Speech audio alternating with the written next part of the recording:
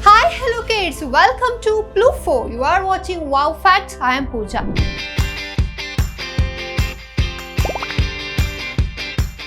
Today I'll be sharing some insights and some secret about things you might not know.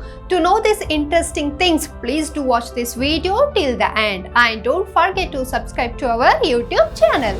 What is the difference between bees, wasps and hornet?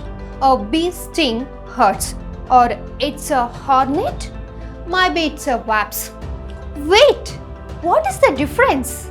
All three live in colonies and they will sting you if you bug them. But there are some key differences between bees, hornets and wasps. For starters, bees and wasps are members of different families within the animal kingdom, while hornets are actually a species of wasps.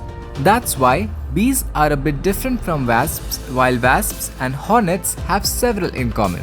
For instance, a bee can only sting you once and usually dies afterwards, while wasps and hornets can sting you repeatedly, and hornets' sting hurts more than the sting of other bugs thanks to the chemicals in its venom. If you rather not get stung to tell the difference between these insects, then the best thing to do is examine the bug size. Bees are smaller, typically growing to about half an inch, whereas wasps grow to an inch and hornets an inch and a half. You could also take a look at each bug's coloring.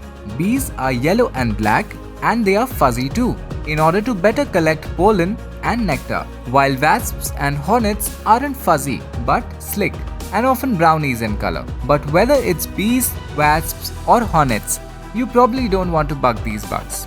I hope you got the right answer and enjoy today's Wow Fact video. We will meet in the next video. Till then, take care. Bye bye. Keep watching Plufo.